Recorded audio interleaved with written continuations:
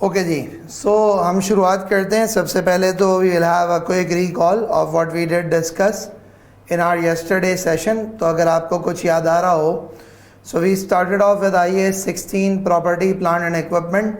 और IAS 16 property plant and equipment के एतबार से मैंने आपको ये चीज़ एक्सप्लेन करी थी कि यार जो IAS 16 है वो एक बेसिक अकाउंटिंग स्टैंडर्ड है जो कि आप समझें कि आपका ज़िंदगी भर जो है ना वो साथ नहीं छोड़ेगा, और इनफैक्ट जो है कुछ लोगों के लिए जान नहीं छोड़ेगा।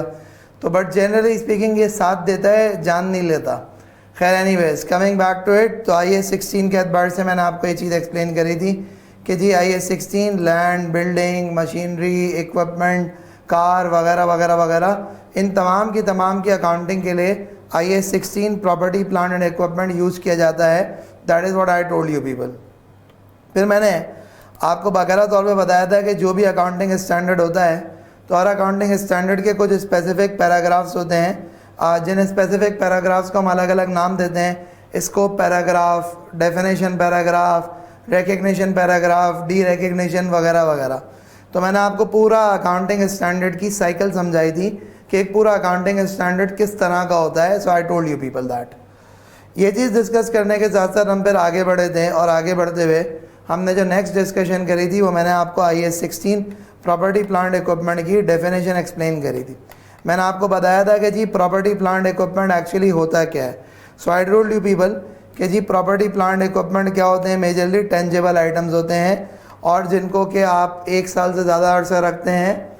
और मज़ीद ये है कि जो कि या तो एडमिनिस्ट्रेटिव पर्पज़ के लिए यूज़ होते हैं, या फिर for renting out to others, या फिर फॉर कैपिटल एप्रिसिएशन पर्पसेस। ये बेशुमार तरह की चीज़ें प्रॉपर्टी प्लांट एंड इक्विपमेंट के एतबार से हमने डिस्कस करी थी।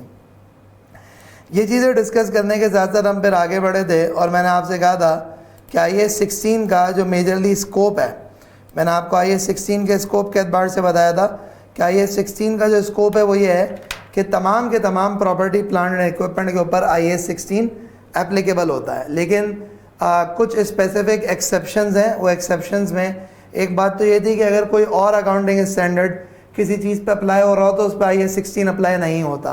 तो कोई और अकाउंटिंग स्टैंडर्ड किस तरीके से अप्लाई हो रहा होता है, तो मैंने आपको उसमें फिर दिखाया था, मैंने आपको डेमोन्स्ट्रेट किया था कि IAS 41 एग्रीकल्चर के बारे में थोड़ी सी बातें करी थी। IAS 41 एग्रीकल्चर के साथ साथ जो है हमने मज़ीद जो डिस्कशन करी थी that was actually about the IAS 40 investment property also. ये कुछ मैंने चीज़ें डिस्कस करी थी, और मैंने कहा था कि यार देखो ये जो अकाउंटिंग स्टैंडर्ड्स हैं ये बेसिकली अलग से अकाउंटिंग स्टैंडर्ड है जो कि प्रॉपर्टी प्लांट इक्विपमेंट पर अप्लाई होते हैं। लेकिन क्योंकि वो स्टैंडर्ड्स एप्लीकेबल होते हैं इसलिए IAS 16 एप्लीकेबल नहीं होगा। यहाँ तक मैंने आपके साथ डिस्कशन करी थी, और यहीं तक हमारी कल की क्लास रही थी। अब हम जो है ना सिलसिला आगे बढ़ाते हैं, और आगे बढ़ाते हुए मज़ीद मामलात को डिस्कस करेंगे। तो अगर किसी को कुछ यहाँ तक क्वेश्चन है तो प्लीज़ पूछ ले, और else we are gonna move forward now, और हम आगे बढ़ेंगे। जी अगर किसी को कोई सवाल हो तो प्लीज़ पूछ ले, और एल्स मैं फिर सिलसिला आगे बढ़ाऊँ। जी anyone having any questions from our yesterday's class? जी अगर किसी को कोई क्वेश्चन है तो प्लीज़ पूछ ले। और मैंने आपसे रिक्वेस्ट करी है कि जब भी आप कोई कमेंट करेंगे तो you would always be commenting as to everyone. अशर आप देखें आज जो है ना वो आपके पास रेलेवेंट ग्रुप्स के अंदर एक लिंक आया होगा। उस लिंक के अंदर जो है वो आपको एक प्लेलिस्ट का लिंक भी मिलेगा जहाँ पे ये लेक्चर अपलोडेड है। जी ज़हरा, ये ICAP की बुक नहीं है, ये एक्चुअल IFRS है। ये अकाउंटिंग स्टैंडर्ड को मैंने एक्चुअली आपके सामने ओपन किया हुआ है।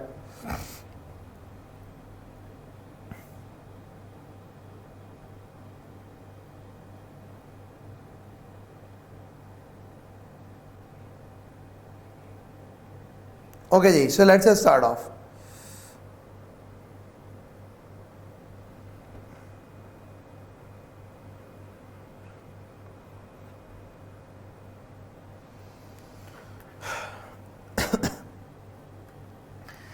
तो अब हम बात करते हैं about the recognition criteria under IAS 16 property plant equipment. So recognition criteria की बात करेंगे under IAS 16 property plant equipment के। जी रिकग्निशन क्राइटेरिया क्या होता है? मैंने पहले भी आपसे कहा था कि रिकग्निशन क्राइटेरिया का मतलब ये होता है कि किसी भी एसेट को, किसी भी इनकम को, किसी भी एक्सपेंस को आप अपनी फाइनेंशियल स्टेटमेंट के उत्तर कब रिकॉर्ड करेंगे? मैं रिपीट करता हूँ, किसी भी एसेट को, किसी भी इनकम को, किसी भी एक्सपेंस को, किसी भी लाइबिलिटी को आप अपनी फाइनेंशियल स्टेटमेंट में किस वक्त रिकॉर्ड करेंगे? That is considered to be the recognition criteria.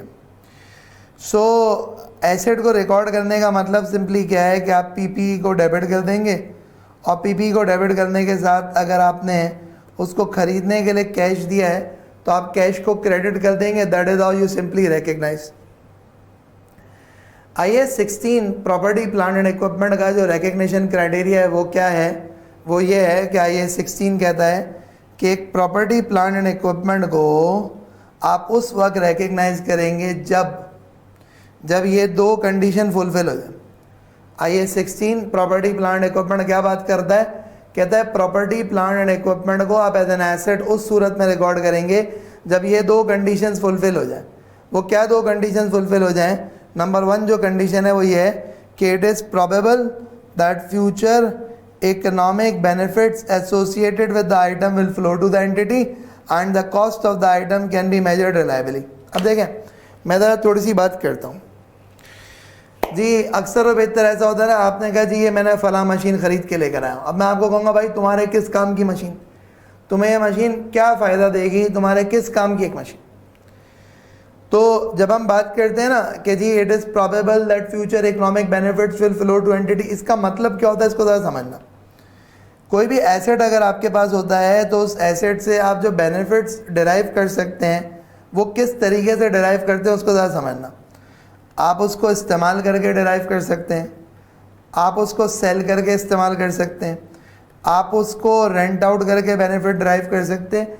किसी ना किसी तरीके से वो एसेट आपको बेनिफिट दे।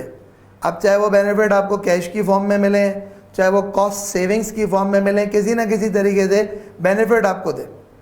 तो अगर फॉर एग्जांपल एक एसेट आपने ऐसा खरीद लिया, एक मशीन ऐसी खरीद ली जो कि किसी काम की नहीं है, तो अल्टीमेटली क्या हो गया कि अल्टीमेटली हुआ ये कि वो मशीन इकोनॉमिक बेनिफिट्स नहीं देगी। हमारे एक जानने वाले थे, उन्होंने इन्वेस्टेड इन अ बिज़नेस। वो बेसिकली ये जो टायर्स होते हैं, इन टायर्स का फ्यूल एक्सट्रैक्ट करने का बिज़नेस था। तो उन्होंने उस बिज़नेस में जो टायर से फ्यूल एक्सट्रैक्ट करने का बिज़नेस था उसमें इन्वेस्ट किया, उसकी मशीनें मंगाई। अच्छा, उसकी जो मशीनें थी वो किसी और काम में आ ही नहीं सकती थी। फिर सिचुएशन ऐसी हुई कि वो जो टायर का जो टायर है वो टायर में से ऑयल निकालते थे, ऑयल एक्सट्रैक्शन होता था, फिर वो ऑयल से फ्यूल बनता था। तो उसकी डिमांड ही ख़त्म हो गई पाकिस्तान में। फॉर XYZ रीज़न में मैं अभी नहीं जाऊँगा, उसकी डिमांड ही ख़त्म हो गई। तो अब उन्होंने जो मशीन मंगवा के रखी थी, वो मशीन अगर उन्होंने एक नई मशीन जो बाहर से मंगवा के रखी थी वो इन ट्रांजिट थी, आने वाली थी पाकिस्तान, एक मशीन उनके पास यहाँ पे थी, वो मशीन अल्टीमेटली किसी काम की नहीं है। क्यों वो मशीन किसी काम की नहीं है अल्टीमेटली? उसकी रीज़न कुछ इस तरीके से कि भाई वो बेनिफिट देगी नहीं आपको। तो अगर एक एसेट जो कि आपको फ्यूचर इकोनॉमिक बेनिफिट्स देगा तो आप उसको रिकग्नाइज करें, उसको एज एन एसेट बुक करें, वरना आप उसको एज एन एसेट बुक ना करें।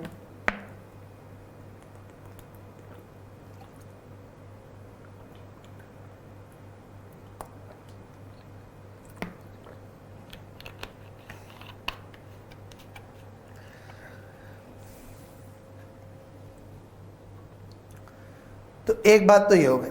तो probable future economic benefits will flow to the entity and the cost of the item can be measured reliably. ये बड़ा इंपॉर्टेंट पॉइंट है। Cost of the item can be measured reliably का मतलब कुछ तरीके से कि अगर आप अक्सर देखें, वैसे तो अगर हम कोई एक्सटर्नली परचेज करते हैं, अगर हम कोई property plant equipment externally purchase करते हैं तो एक्सटर्नली परचेज करते हैं तो उसकी तो कॉस्ट पता होती है हमें कि हमने कितने का लिया। लेकिन कभी कभार ऐसा होता है कि कभी कभार जो है ना आप इंटरनली डेवलप करते हैं और आपको कोई कॉस्ट का ट्रैक नहीं होता। तो अगर आप इंटरनली डेवलप करते हैं, आपको कोई कॉस्ट का ट्रैक नहीं है, तो अल्टीमेटली क्या होगा? अल्टीमेटली होगा कुछ तरीके से कि उस केस में cost can not be estimated reliably. खैर जनरली स्पीकिंग ऐसा होता नहीं है, बट अगेन अगर आप इंटरनली कोई चीज़ डेवलप करें, आपको पता ही नहीं है कि जी इसको बनाने में कितना खर्चा लगा, कितना खर्चा नहीं लगा, तो उस केस में cost can not be estimated reliably. मैं आपको एग्जांपल देता हूँ। मैंने जैसे पहले भी शायद कभी जिक्र किया हो, हमारा सक्कर में एक कैंपस हुआ करता था कॉलेज का। सो उस कैंपस के साथ साथ हमने हॉस्टल भी कंस्ट्रक्ट किया था। So we bought a place on rent, और फिर उसके बाद हमने जो ना अपना वगैरह तौर पे हॉस्टल बनाया था। तो उस पर जो है वो फर्स्ट फ्लोर पे हमने कुछ कंस्ट्रक्शन करी थी, फिर साथ में हमने उसमें फिर बेड्स बनाए थे, बंकर बेड्स जो होते हैं डबल वाले, तो वो बेड्स बनाए थे एक्सेट्रा। फिर उसी के साथ साथ जो है ना हमने कुछ और जो है वो कंप्यूटर की एक लैब वैब बनवाई थी, कुछ लकड़ी कराची से मंगाई थी, कुछ लकड़ी लोकली वहाँ से ली थी, कुछ इस तरह से काम किया था। एंड में फिर कोविड में हमने उसको शट डाउन किया, क्योंकि उसकी रीज़न है वो फाइनेंशियली वायबल ही नहीं था। उसकी रीज़न है कि कोविड में आपको पता है कितना बड़ा हालात थे, और उस हालात के अंदर एक कैंपस चलाना जिसका महीने का एक सिग्निफिकेंट अमाउंट ऑफ एक्सपेंडिचर हो और इन्फ्लोज कुछ भी ना हो, तो वो फाइनेंशियली प्रैक्टिकली वायबल नहीं होता, और वो बिजनेस डिसीजन जो है ना वो आपका जस्टिफाइड नहीं होता। तो खैर एनीवेज, जब हमने शट डाउन किया ना, शट डाउन करते हुए उसमें चीज़ें फिर बेचनी थी, तो वो किसी ने मुझसे पूछा जी ये एक आपको बेड कितने का पड़ा। मैंने कहा यार ये तो अंदाज़ा ही नहीं है। तो लकड़ी आई थी, बहुत सारी चीज़ों के अंदर इस्तेमाल हुई, मुझे तो अंदाज़ा ही नहीं है कितने का बेड पड़ा। मुझे ये पता है मैंने मजदूरी कितनी दी, बट मुझे ये नहीं पता कि इसमें मटेरियल क्या लगा, कितने का लगा। वो तो जनरल खाता चल रहा था। तो जिसमें बेड्स भी बन गए, ऊपर कंस्ट्रक्शन भी हो गई, उसमें लैब्स भी बन गए। आई डोंट एग्जैक्टली नो कि इसके ऊपर कितना खर्चा हुआ। तो ये क्या था, I can not estimate the cost reliably. हाँ जी, कोई मेथड होता मेरे पास कि मैं एलोकेट कर दूं तो फिर तो सही है, लेकिन अगर मेथड नहीं है तो फिर तो मसले वाली बात है। अगली बात, तो ये दोनों कंडीशन जब फुलफिल होंगी तो आप एक प्रॉपर्टी प्लांट एंड इक्विपमेंट को एज एन एसेट रिकॉर्ड कर सकते हैं, वरना आप प्रॉपर्टी प्लांट इक्विपमेंट को एज एन एसेट रिकॉर्ड नहीं कर सकते। यहाँ तक क्लियर है? अगर कोई सवाल हो यहाँ तक तो प्लीज़ पूछ लें। जी भाई, कोई सवाल हो यहाँ तक तो प्लीज़ पूछ लें।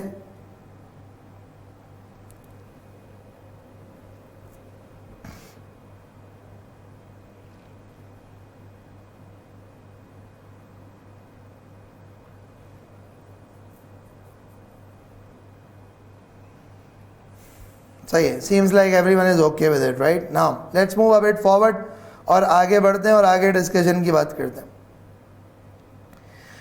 तो देखें, आपको अगर कुछ याद आ रहा हो तो मैंने आपसे एक बात ये कही थी कि हर अकाउंटिंग स्टैंडर्ड के अंदर ना कुछ एक इनिशियल मेजरमेंट और सब्सिक्वेंट मेजरमेंट की कहानी होती है। उसकी कुछ थोड़ी सी बात करते हैं और फिर आगे बढ़ेंगे। तो इसी तरह से IAS 16 जो प्रॉपर्टी प्लांट एंड इक्विपमेंट गए, वो आपको ये बताता है कि जी मेजरमेंट एंड रिकग्निशन किस तरह से होगी। तो देखें, जो एक प्रॉपर्टी प्लांट एंड इक्विपमेंट है, उस प्रॉपर्टी प्लांट इक्विपमेंट को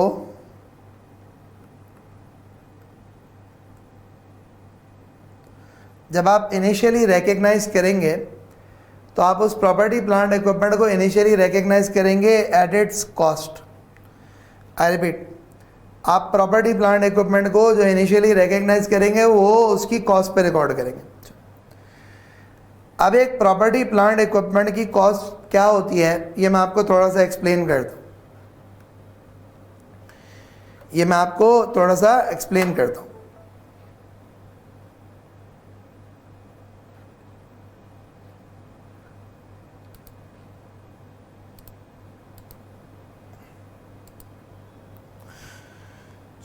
एक इंपॉर्टेंट चीज़ ये है कि जी cost of the property plant equipment क्या होती है। Let's have a bit of a discussion कि what is the cost of a property plant and equipment. तो प्रॉपर्टी प्लांट इक्विपमेंट की कॉस्ट की अगर हम बात करते हैं तो उसको ज़रा समझना। मैं यहाँ पे आपको डेफिनेशन शो करूँगा कि कॉस्ट की डेफिनेशन एज पर IFRS क्या है, और उस पूरी डेफिनेशन को मैं आपको एक्सप्लेन करूँगा, क्योंकि उसकी रीज़न है कि इस डेफिनेशन का समझना बड़ा ज़रूरी है कि एक प्रॉपर्टी प्लांट इक्विपमेंट की कॉस्ट एक्चुअली होती क्या।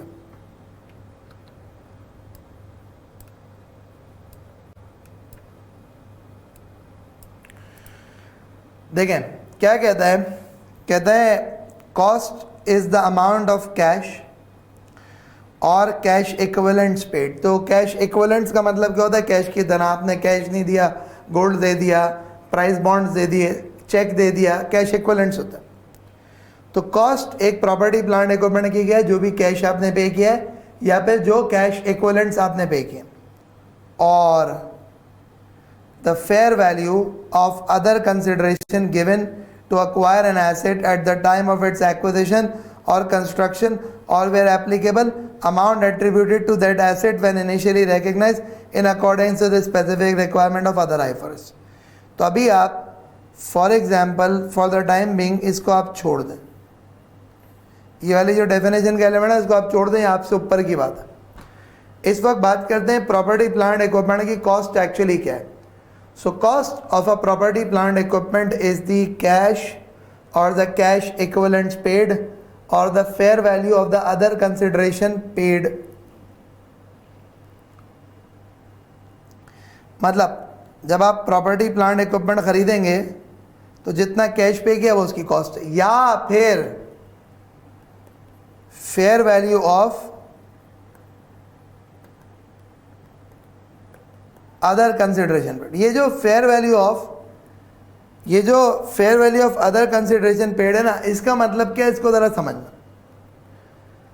देखें, इसकी छोटी सी एग्जांपल ये है कि अज्यूम करें आप एक ज़मीन लेने के लिए गए और उस ज़मीन का आपका सौदा हो गया। सौदा होने के बाद अगले ने आपको कहा कि भाई ये ज़मीन तो जो है ना वो 40 लाख रुपए की है। आपने कहा यार पैसे तो नहीं है, एक काम कर, मेरे पास ये एक फ्लैट है जो फला XYZ बिल्डिंग के अंदर है, तुम एक काम करो, तुम फ्लैट मुझसे ले लो, यानी कि तुम 40 लाख के एवज मुझसे फ्लैट ले लो और ज़मीन तुम मुझे दे दो। तब आप देखिए क्या हुआ, आपने ये ज़मीन खरीदी तो इस ज़मीन खरीदते हुए आपने कैश नहीं पे किया, आपने ज़मीन खरीदते हुए कैश नहीं पे किया, बल्कि आपने क्या किया, आपने ज़मीन खरीदते हुए कुछ और चीज़ एज अ कंसिडरेशन दी। यानी एज अ कंसिडरेशन मीन्स उसकी पेमेंट जो करी वो उसकी पेमेंट कैश की फॉर्म में नहीं करी, बल्कि आपने in the form of another asset करी। सो आई रिपीट, आपने कैश की फॉर्म में नहीं करी, बल्कि आपने उसकी payment in the form of another asset करी। यहाँ तक समझ में आ रही बात? अब देखें, अब समझिएगा। सो बेसिकली अगर मैं कुछ थोड़ी सी बात करूँ तो मैं आपसे ये कहूँगा कि जो है वो बेसिकली इस लैंड की वैल्यू बेशक 40 लाख थी, लेकिन मैंने इस लैंड की कंसिडरेशन में अपना फ्लैट दे दिया। तो अगर इस फ्लैट की मार्केट वैल्यू 42 लाख थी तो मेरे लिए इस लैंड की जो कॉस्ट हो जाएगी वो 42 लाख हो जाएगी। क्यों? क्योंकि कॉस्ट की डेफिनेशन है कि इट्स द कैश और द कैश इक्विवेलेंट्स पेड और the fair value of other consideration paid. या तो कैश पे करो या कैश इक्विवेलेंट पे करो या फिर कोई और कंसिडरेशन अगर दोगे तो उसकी फेयर वैल्यू तुम्हारी कॉस्ट हो जाएगी।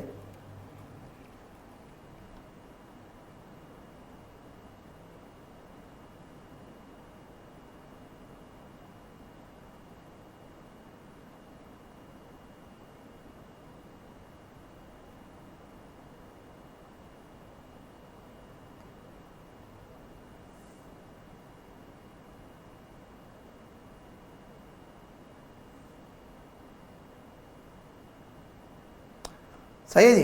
अच्छा, अब देखें, सो IAS 16 प्रॉपर्टी प्लांट इक्विपमेंट में एक कॉन्सेप्ट है और वो कॉन्सेप्ट है एसेट एक्सचेंज ट्रांसफ़र का।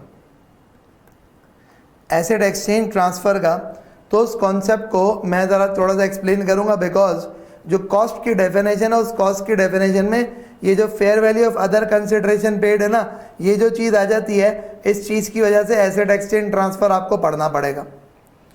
तो एसेट एक्सचेंज ट्रांसफ़र क्या है? जैसे मैंने आपको बताया कि आपने लैंड बाय करी और आपने अपना जो फ्लैट था वो आपने अपना फ्लैट ट्रांसफ़र कर दिया। तो ये क्या हुआ? ये एसेट एक्सचेंज हुआ। ये क्या हुआ? ये सिंपली एक एसेट एक्सचेंज हुआ। इस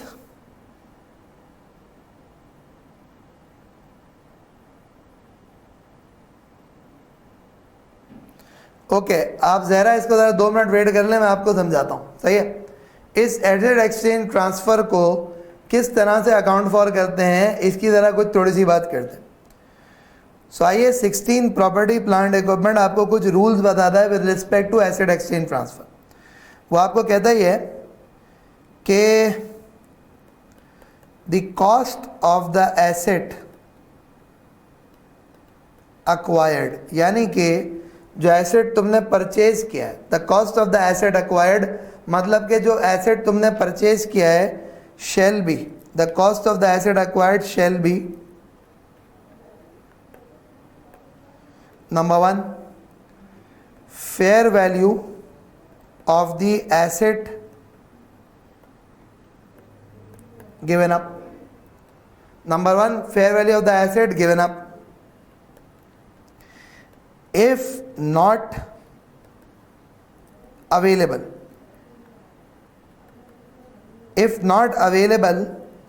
then the fair value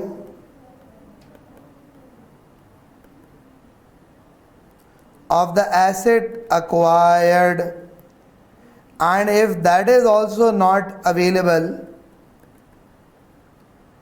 then the carrying amount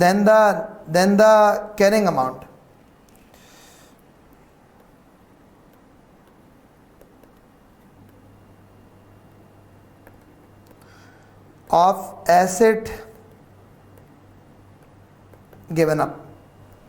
सो आप ये रूल ज़रा देखें कि अगर आपने एक प्रॉपर्टी प्लांट एंड इक्विपमेंट ख़रीदा और उसके लिए आपने कंसिडरेशन एक और एसेट दिया, तो उस केस के अंदर आप उसको रिकॉर्ड किस तरह से करेंगे उसको ज़रा समझना ज़रूरी है।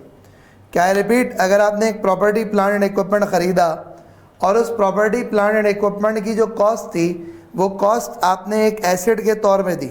आई रिपीट, अगर उस प्रॉपर्टी प्लांट इक्विपमेंट की जो कॉस्ट थी वो कॉस्ट आपने एक एसेट के तौर पे दी, तो उस केस में कैसे रिकॉर्ड करेंगे उसको समझिएगा। तो आपके पास क्या चीज़ है, दैट इज़ बेसिकली कि जो एसेट आपने ख़रीदा है उस एसेट की cost shall be the fair value of asset given up. अगर वो अवेलेबल नहीं होगी तो fair value of asset acquired, और अगर वो भी अवेलेबल नहीं होगा तो carrying amount of asset given up. मतलब क्या हुआ, अब ज़रा समझना, ज़रा थोड़ी सी बात देखना। होगा ये कि अगर मैं इन जनरल डिस्कशन करूं थोड़ी सी, तो मैं कह रहा हूं कि अ लैंड परचेस्ड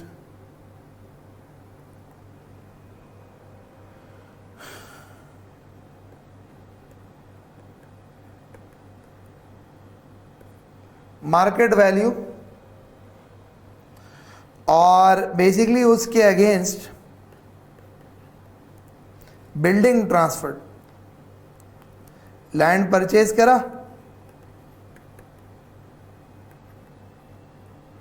उसके अगेंस्ट बिल्डिंग ट्रांसफर,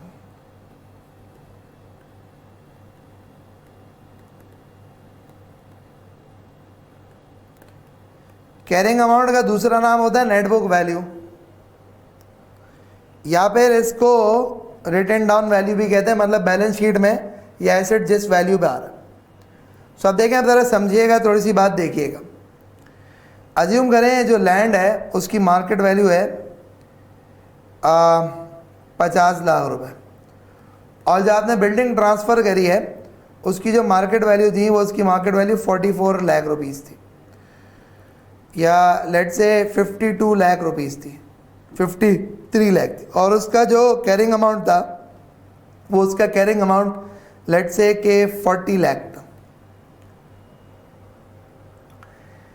अब मैंने लैंड परचेज करी, उसके अगेंस्ट मैंने अपनी बिल्डिंग ट्रांसफ़र करी। I purchase land, I transferred my building.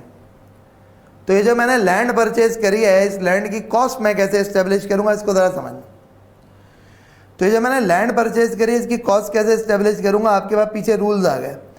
क्या रूल्स आ गए? आपके रूल्स आ गए कि it's the fair value of the asset given up, और if that is not available then the fair value of the asset acquired, if that is also not available then the carrying amount of the asset given up. तो case number 1 जहां पे fair value of asset given up की बात हो रही है, वहां पे आप क्या करोगे, आप सिंपली करोगे ये, आप कहोगे लैंड डेबिट बाय 53 लाख,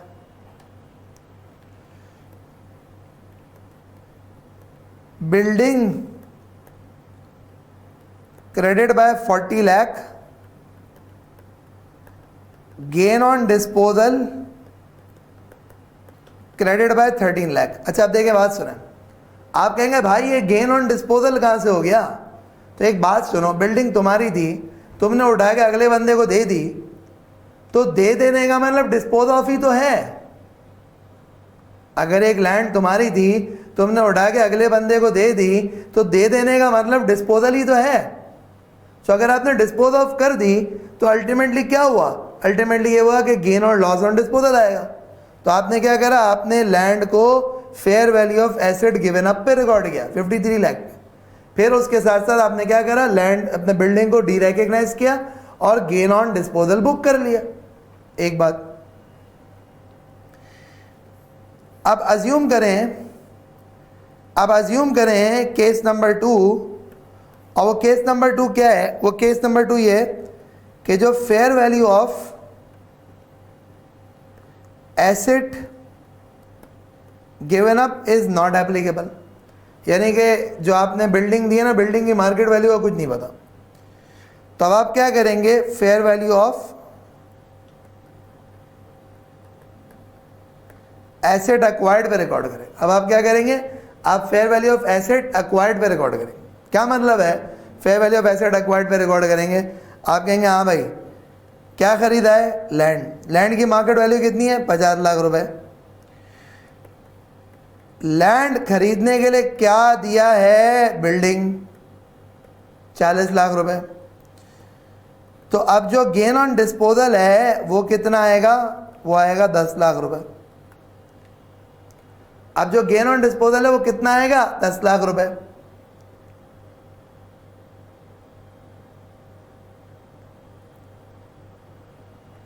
और आखिरी बात, तीसरी बात वो ये है कि जो एसेट दिया उसकी वैल्यू भी अवेलेबल नहीं, जो लिया उसकी वैल्यू भी अवेलेबल नहीं।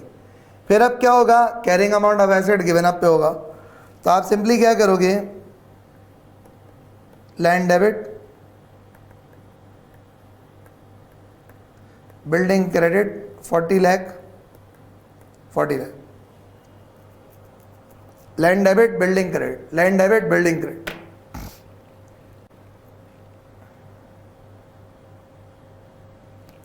तो आप देख लें यहां तक।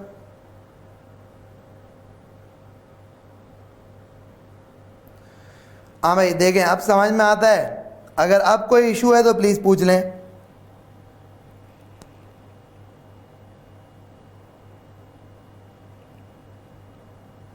देखो, मार्केट में एक चीज बेचना, बेच के कैश लेना, फिर लेके आगे देना, ये प्रैक्टिकली इतना क्विकली पॉसिबल नहीं होता। तो कभी कभार आप जो है ना एसेट्स को एक्सचेंज कर लेते हो।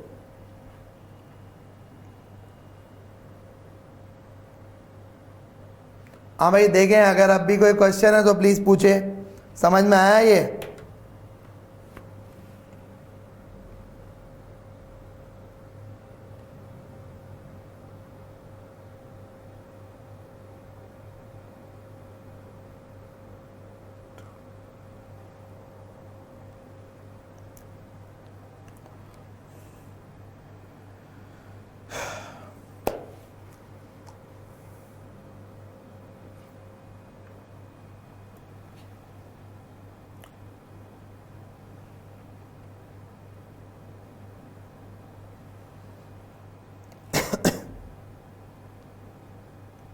ओके, थर्ड कंडीशन रिपीट कर दूं। देखो बेटा, पहली बात ये कि number 1 fair value of the asset नहीं है, डायरेक्ट एंट्री दूंगी, कोई रेफरेंस नहीं देना होगा। अगर मांगेगा कि भाई एक्सप्लेन करो तो सही है, वरना कोई रेफरेंस देने की ज़रूरत नहीं है। तो fair value of the asset यानी कि जो एसेट खरीदा है उसकी वैल्यू कितनी होगी? उसकी वैल्यू इतनी होगी जो एसेट गिव अप किया, बिल्डिंग दे दी। अगर जी बिल्डिंग की मार्केट वैल्यू नहीं है तो फिर लैंड की वैल्यू होगी। अगर ये भी नहीं है तो बिल्डिंग की जो बैलेंस शीट में वैल्यू आ रही है वो होगी। यानी ये क्या हो गया? अगर तो ये अवेलेबल नहीं है तो फिर यानी ये फर्स्ट है, ये सेकंड है और ये थर्ड है। तो अगर तो जो एसेट दिया उसकी वैल्यू, अगर वो नहीं है तो जो लिया उसकी वैल्यू, वो भी नहीं है तो जो दिया उसकी बैलेंस शीट की वैल्यू, उसकी नेट बुक वैल्यू।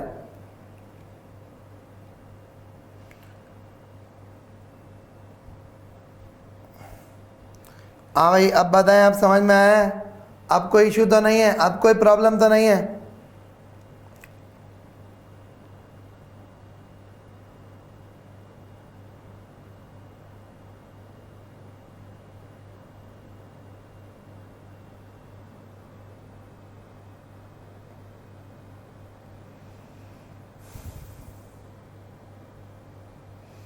चलें, लवली, सही है जी। आगे बढ़ते हैं और आगे अब बात करते हैं इंशाल्लाह।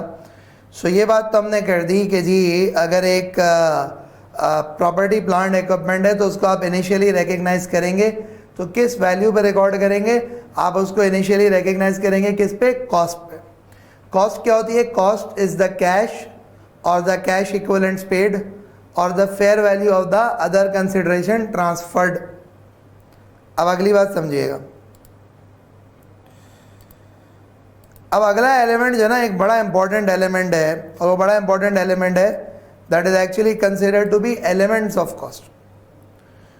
सो मैं रिपीट करता हूँ, अगला एलिमेंट जो है ना बड़ा इंपॉर्टेंट है और वो कॉन्सेप्ट है एलिमेंट्स ऑफ कॉस्ट।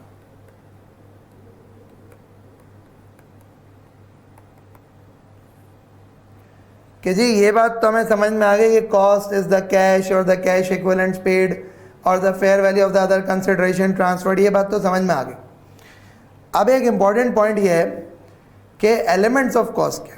तो भाई IAS 16 आपको कहता है कि आपका जो एसेट है उसकी जो कॉस्ट है उसके 3 एलिमेंट हैं। वो 3 एलिमेंट क्या हैं? One of them is considered to be the purchase price, the other one of them is considered to be directly attributable cost, and the third one of them is called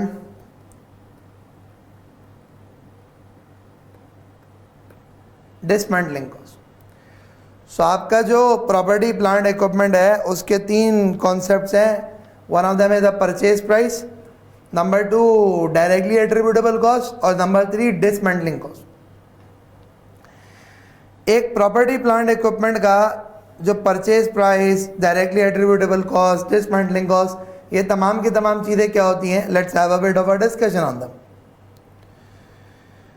तो अगर आप जाओगे IAS 16 को check करोगे तो IAS 16 में properly पूरा explained है। क्या है? Purchase price including import duties, non refundable purchase taxes after deducting trade discounts and rebates. मतलब क्या हुआ? मतलब ये हुआ कि अगर हम परचेज प्राइस की बात करते हैं तो परचेज प्राइस क्या होती है? परचेज प्राइस होती है लिस्ट प्राइस। मतलब तुम दुकान से कोई एसेट ख़रीदने गए, ख़रीदते वक्त तुमने दुकानदार को बोला भाई ये GFC का फ़ैन कितने का है? दुकानदार ने कहा भाई GFC का फ़ैन जो है ना वो उसने रेट लिस्ट निकाली और रेट लिस्ट निकालते उसने कहा भाई ये वाला फ़ैन 8,000 रुपये का। तो ये क्या कहलाएगी? Purchase price. और ये इसमें परचेज प्राइस में ये क्या कॉन्सेप्ट है? लिस्ट प्राइस का। तो खैर परचेज प्राइस क्या होती है? List price. उसमें से माइनस किया जाता है, क्या चीज़ माइनस किया जाता है? Trade discount. और उसमें से मज़ीद माइनस किया जाता है जिसको हम कहते हैं रिबेट। और रिबेट के साथ साथ उसमें 2 चीज़ें ऐड की जाती हैं। वो क्या 2 चीज़ें ऐड की जाती हैं? One of them is called non refundable taxes, या आप ये समझ लें नॉन रिफंडेबल या non adjustable taxes. So that is what you do. So आप देखें परचेज प्राइस में क्या क्या चीज़ें आ रही हैं, और एक और चीज़ जो ऐड हो रही है that is called the import duty. अब ज़रा मैं आपको छोटा सा इसका कॉन्सेप्ट समझा देता हूँ। देखें, list price minus the trade discount minus rebate add import duty add non refundable taxes. One by one इसको ज़रा डिस्कस करेंगे, फिर बात करेंगे।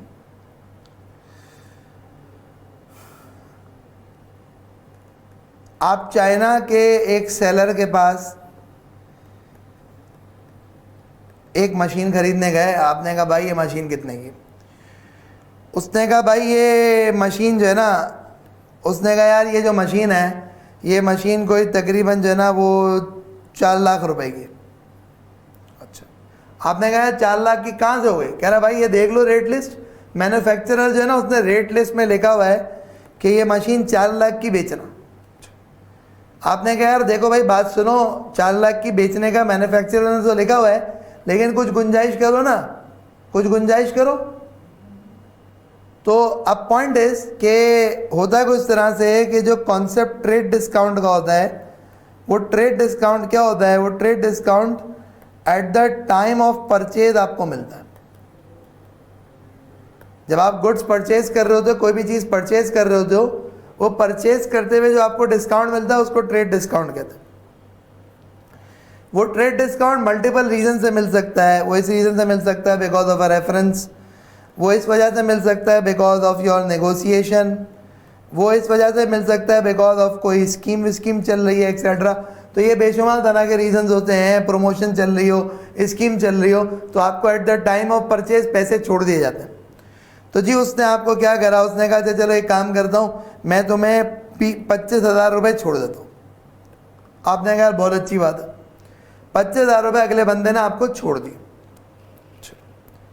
फिर आपने वो मशीन पाकिस्तान मंगाई। तो जब आपने मशीन पाकिस्तान मंगाई तो जो कस्टम अथॉरिटीज़ हैं उन्होंने आपके ऊपर इंपोर्ट ड्यूटीज़ लगा दी। कस्टम अथॉरिटीज़ ने आपके ऊपर इंपोर्ट ड्यूटी लगा दी। जी क्या पाकिस्तान में मशीन बनाने वाले मर गए, तुम बाहर से क्यों मंगा रहे हो? आपने कहा यार जो पाकिस्तानी बनाते हैं वो कैसी बनाते हैं आपको ही पता है, नहीं पता है, ज़बरदस्ती की लंबी नहीं करो, बताओ कितनी ड्यूटी देनी है। तो कहा भाई देखो 1 लाख रुपए ड्यूटी लगेगी। आपने कहा सही। तो कस्टम अथॉरिटी ने बाहर से इंपोर्ट करते हुए आप पे ड्यूटी लगा दी। कितनी ड्यूटी लगा दी? 1 लाख रुपए की ड्यूटी लगा दी। तो वो भी आपकी कॉस्ट में ऐड हो जाएगी। फिर जी क्या हुआ कुछ तरीके से कि यहाँ पे और आपने कोई टैक्सेस शेक्सेस एक्सेट्रा पे करे, तो आपने जो टैक्सेस टोटल पे करे इस मशीन की इंपोर्ट पे, वो मशीन की इंपोर्ट पे आपने जो कोई टैक्सेस पे करे वो लेट से 60,000 के टैक्सेस पे करे। उस 60,000 के टैक्सेस में से 40,000 वो टैक्सेस हैं जो आपको गवर्नमेंट रिफंड कर देगी। 40,000 वो टैक्सेस हैं जो आपको गवर्नमेंट रिफंड कर देगी कि हाँ भाई सही है यार, हमने तुमसे इंपोर्ट पे तो ले लिए थे, अब ये कुछ पैसे वापस ले लो। अब हुआ ये कि ये जो 60,000 में से 40,000 तो रिफंड हो जाएगा, जो बैलेंस 20,000 है वो बैलेंस 20,000 नॉन रिफंडेबल कहलाएगा। आई रिपीट, जो बैलेंस 20,000 है भाई वो क्या कहलाएगा? Non refundable. तो ये जो नॉन रिफंडेबल टैक्सेस हैं ये भी तुम्हारी परचेज प्राइस में ऐड हो जाएंगे। अच्छा भाई फिर क्या हुआ? फिर हुआ ये कि जब आपने मशीन खोली तो मशीन खोलते हुए ना उसका कॉर्नर थोड़ा सा डैमेज था, टूटा हुआ था। आपने जो मैन्युफैक्चरर था या जो भी सेलर था उससे आपने रब्ता किया, आपने कहा यार बात सुन, तूने कैसी मशीन दी है यार, ये तो टूटी हुई है, क्रैक पड़ा हुआ है इस पे। तो आपने कहा भाई ये मैं नहीं जानता, ये तुम वापस लो। तो जज्बात में तो आपने वापस करने की बात कर दी, फिर आपको रियलाइज हुआ यार वापस करना भी एक पंचायत है। ये वापस करना मतलब अथॉरिटी से डील करना, कोरियर के पैसे भरना, शिपिंग चार्जेस भरना, फिर वापस वहाँ पे पहुँचे और उल्टी टूटी हुई हो, फिर वो उल्टा मुझ पे क्लेम डाल लो तूने और तोड़ दी। तो यार कुछ मुकमुका कर लो। अब मुकमुके में आपने क्या करा? आपने कहा भाई देख बात सुन, ये मशीन थी 4 लाख की, तुमने 25,000 छोड़े, 3,75,000 हमने तुम्हें दिए हैं। अब तुम हमें कंपनसेट करो, और ये टूटी हुई है, क्रैक हुई हुई है। तो उसमें आपका उसका जो मामला तय हुआ, उसका मामला ये तय हुआ कि अगले बंदे ने आपको रिफंड कर दिए कुछ पैसे, लेट से 50,000 रुपये आपको रिफंड कर दिए। तो ये जो 50,000 रुपये आपको रिड्यूस कर दिए ये कहलाएगा रिबेट मिला। अब ये चाहे टैक्स अथॉरिटीज़ दे चाहे सेलर दे कोई भी दे, रिबेट मिला यानी कि आपकी कॉस्ट रिटर्न हो गई।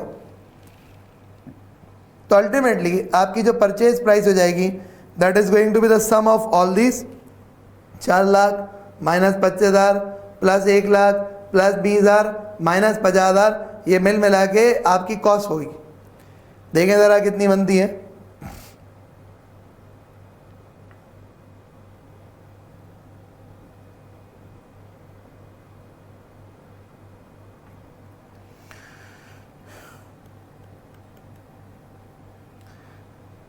भाई अकाउंटिंग पढ़ रहे हो, कैलकुलेटर हाथ में रखो। अकाउंटिंग पढ़ रहे हो, कैलकुलेटर हाथ में नहीं रखोगे कैसे काम चलेगा? खैर एनीवेज, तो ये 4,45,000 की आपकी परचेज प्राइस बनी। तो हम बात कर रहे थे कि कॉस्ट के एलिमेंट्स हैं अलग अलग, वो अलग अलग जो एलिमेंट्स हैं उसमें एक एलिमेंट क्या है? Purchase price. तो परचेज प्राइस में क्या आता है, लिस्ट प्राइस में से इंपोर्ट ड्यूटी ऐड होती है, नॉन रिफंडेबल टैक्सेस ऐड होते हैं, रिबेट्स माइनस होते हैं, ट्रेड डिस्काउंट्स माइनस हो जाते हैं।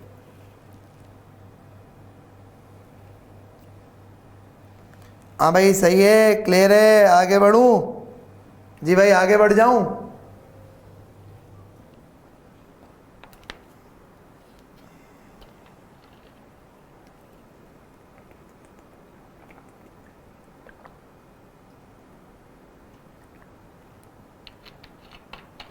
ओके गुड इनफ, चलें जी। अब आगे बढ़ते हैं और मज़ीद डिस्कशन करते हैं। मज़ीद ये भाई कि ये तो हो गया,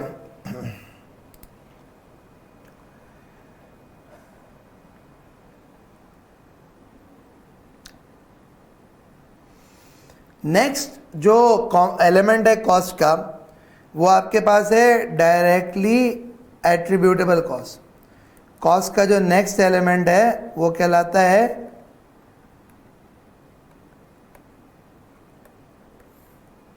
डायरेक्टली एट्रीब्यूटेबल कॉस्ट। IAS 16 क्या कहता है, डायरेक्टली एट्रीब्यूटेबल कॉस्ट क्या है? Let's talk.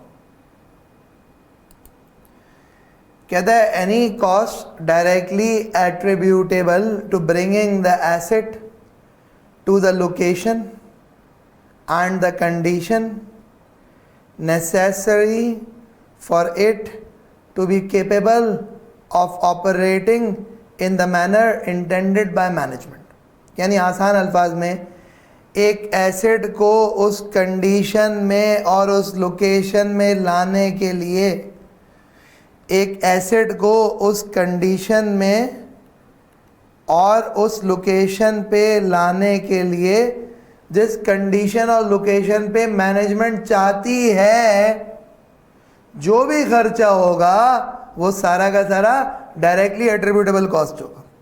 So I repeat, एक एसेट को उस कंडीशन और उस लोकेशन में लाने के लिए जिस कंडीशन और लोकेशन में मैनेजमेंट चाहती है, जो भी खर्चा होगा वो सारा का सारा डायरेक्टली एट्रीब्यूटेबल कॉस्ट होगा। अब बात सुनिएगा और समझिएगा क्या मतलब है। मतलब ये है कि देखें, इसमें एक पूरी लंबी लिस्ट है, मैं उस पर आऊँगा और मैं उस लंबी लिस्ट को डिस्कस करूँगा। तो उसमें आपके पास क्या हो गई कि डायरेक्टली एट्रीब्यूटेबल कॉस्ट में ट्रांसपोर्ट की कॉस्ट होती है, उसके बाद इंस्टॉलेशन कॉस्ट,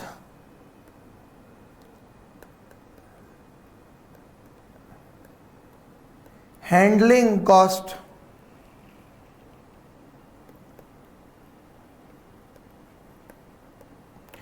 टेस्टिंग की कॉस्ट, और इसमें से आप माइनस कर देते हैं, इसमें से आप माइनस कर देते हैं प्रोसीड्स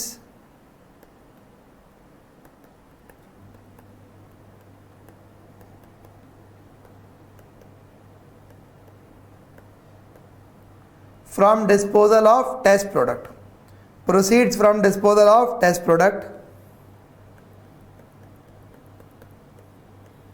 तो ये आ जाता है आपका डायरेक्टली एट्रीब्यूटेबल कॉस्ट।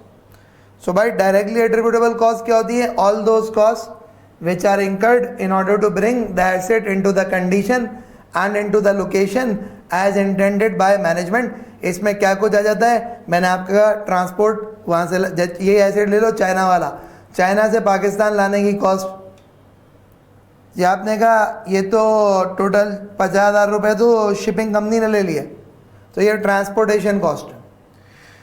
अच्छा भाई हैंडलिंग कॉस्ट, देखें जब कोई इतना भारी एसेट आता है ना, तो ये नहीं होता आपने 4 मजदूर लिए और 4 मजदूर लेके आपने बोला भाई एक बात सुनो, ये बताओ यहाँ से वहाँ उठाने की कॉस्ट कितनी होगी।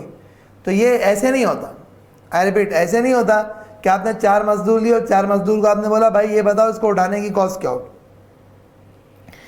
आप क्या करते हैं, आप करते हैं कुछ तरीके से कि आप बाकायदा तौर पे जो है वो इसमें क्रेन ऑपरेटर्स को हायर करते हैं, क्रेन्स हायर करते हैं, बहुत सारे खर्चे होते हैं। तो ये हैंडलिंग कॉस्ट क्या होती है कि इसको लिफ्ट करना, इसको प्लेस करना, इस सब कुछ की जो कॉस्ट होती है that is considered to be handling cost. Let's say कि 10,000 रुपये की हैंडलिंग कॉस्ट इंकर।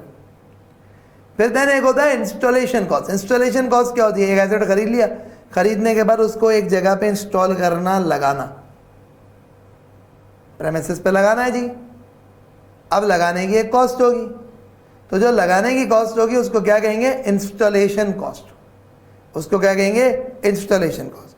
अब आपने कहा जी ये कुछ मैकेनिक शिकैनिक आके उन्होंने इसको लगाया, कोई एक दो इंजीनियर्स आए, उन्होंने आके इसको इंस्टॉल किया, ड्रिलिंग करी ज़मीन पे, ज़मीन में नट्स लगे, बोल्ट्स लगे, ये लगा वो लगा एक्सेट्रा, कोई 25,000 रुपये इसको लगाने की कॉस्ट पड़ गई। अब चलाएं, शुरू करें? नहीं नहीं, ऐसे नहीं, पहले टेस्ट करो सही हो रहा है नहीं हो रहा, आउटपुट सही प्रोड्यूस कर रही है नहीं कर रही। अच्छा, तो भाई टेस्ट करने के लिए तो रॉ मटेरियल चाहिए होगा, ऐसे थोड़ी टेस्ट होगा। हाँ तो टेस्ट करो। मिसाल है, तुम्हारी मशीन प्लास्टिक के बॉक्सेस बनाती थी। अब तुम्हारी मशीन प्लास्टिक के बॉक्सेस बनाती थी, तो थोड़ा से बॉक्सेस बनाने के लिए उसका रॉ मटेरियल दाना वाना चाहिए होगा ना प्लास्टिक का। आप वो दाना वाना खरीद के लाए, आपने मशीन में डाला, और आपके एक दो इंजीनियर्स भी बैठे और आपने बस बहुत सारा एफर्ट्स करा, टेस्ट वेस्ट करा, कभी प्रोडक्ट करा, कभी प्रोडक्ट सही ऊंच नीच हो रहा है, ये सारा टेस्टिंग की कॉस्ट होती। तो टेस्टिंग की कॉस्ट में आपको 12,000 रुपये लग गए। फाइनली जाके एक पॉइंट ऑफ टाइम ऐसा आया कि जिस पॉइंट ऑफ टाइम के अंदर आपने कहा कि हाँ भाई सही है। एक पॉइंट ऑफ टाइम ऐसा आया कि जिस पॉइंट ऑफ टाइम पे आपने कहा हाँ भाई ये अब मशीन रेडी है, इस्तेमाल के काबिल है। तो अब क्या हुआ? अब हुआ कुछ तरह से, वो जो आपने डब्बे बनाए थे, वो बॉक्सेस बनाए थे, वो बॉक्सेस को आपने यार ये तो कचरा हो गया, बेकार हो गया, इसको बेच दो। तो उसको बेचने के आपको कोई 3,000 रुपये मिले। तो आपने कहा जब वो पूरा मटेरियल सब कुछ इसमें ऐड किया था, तो जो बेचने से पैसे मिले वो माइनस कर देते हैं।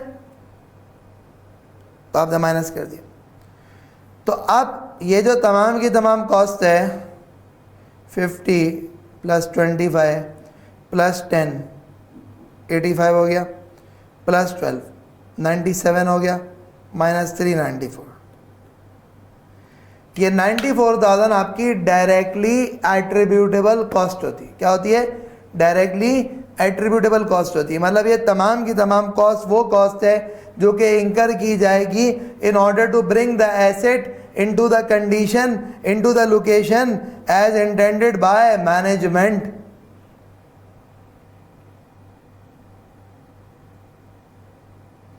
अब देख लें जी, अगर कोई प्रॉब्लम है तो पूछ लें, समझ में आता है। कोई इश्यूज हो तो प्लीज पूछ लो।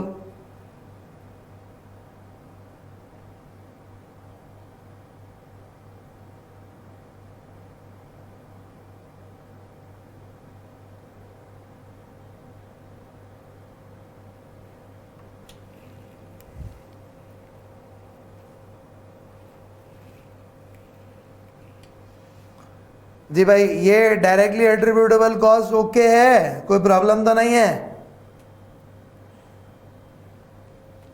ओके, गुड इनफ, सही है जी। तो आगे बढ़ते हैं और आखिरी बात डिस्कस करते हैं इसकी कि जो एलिमेंट्स ऑफ कॉस्ट का तीसरा एस्टिमेट है वो क्या है, उसको ज़रा समझते हैं। कहते हैं the initial estimate of the cost of dismantling. Dismantle का मतलब होता है रिमूव करना, निकालना, डिसमेंटल खोलना खालना, and removing the item and restoring the site on which it is located, the obligation for which an entity incurs either when the item is acquired or as a consequence of having used the item during a particular period for purposes other than to produce inventories during that period। मतलब क्या हुआ? मतलब मैं अब आपको छोटी सी example देता हूँ। अक्सर आपने किराए के एग्रीमेंट देखे होंगे। उस किराए के एग्रीमेंट में ये होता है कि जी आप जो है ना जब विकेट करेंगे प्रॉपर्टी, तो आप सेम कंडीशन के अंदर प्रॉपर्टी विकेट करेंगे।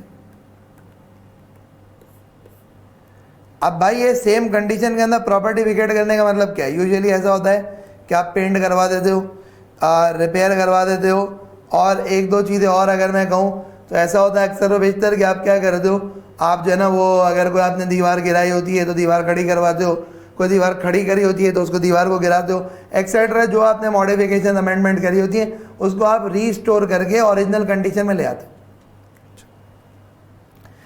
अब आपकी एक प्रेमिसेस है, वो प्रेमिसेस रेंट की है और आपने उस प्रेमिसेस को लिया ही इस पर्पस के लिए कि यार ये मशीन लगानी है, 4 5 6 साल मशीन चलेगी, जब तक मशीन चलेगी जब तक ये जगह चाहिए, वरना जगह नहीं है ज़रूरत किसी काम की। अब जब आपने प्रेमिसेस रेंट पे ली ना, तो उस मशीन को इंस्टॉल करने के लिए आपको 2 दीवारें तोड़नी पड़ी, 2 दीवारें तोड़नी पड़ी। फिर इस मशीन को जहाँ पे रखना था तो उसमें आपको फ्लोर जो है ना, वो फ्लोर पे कुछ अपग्रेडेशन कराना पड़ा। आपने देखा होगा अक्सर बैंक्स के बाहर जनरेटर्स पड़े होते हैं, तो जनरेटर जो है ना ज़मीन से थोड़ा सा ऊपर करके रखे गए होते हैं। क्यों? क्योंकि उसकी रीज़न है भाई पानी में ना आ जाए, नीचे से सड़ ना जाए, या कभी कभार अर्थ को भी प्रोटेक्ट करने के लिए होता है, कुछ पर्पसेस होते हैं। अब जब आप जगह विकेट करोगे या जब ये मशीन बेकार हो जाएगी, तो उस केस के अंदर एक तो इस मशीन को डिसमेंटल करना, यानी कि इसको पहले तो जोड़ने की कॉस्ट थी, इंस्टॉल करने की, अब इसको रिमूव करने की कॉस्ट है, इसको खोलने की कॉस्ट। फिर आपने इसको रिमूव किया और फिर साइट को रीस्टोर किया। क्या मतलब साइट को रीस्टोर किया? आपने कहा भाई ये दीवारें तोड़ी, दीवारें खड़ी करो।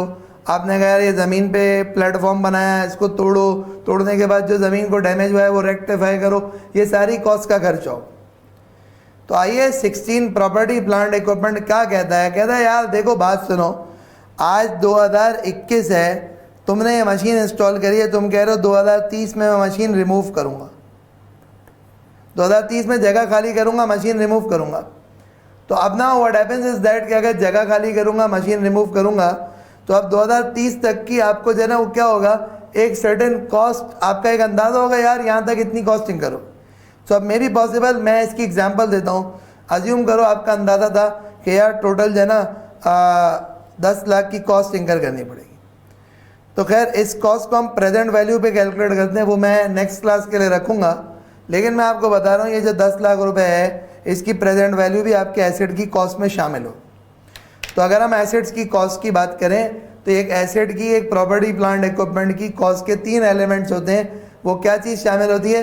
Purchase price plus directly attributable cost plus dismantling cost.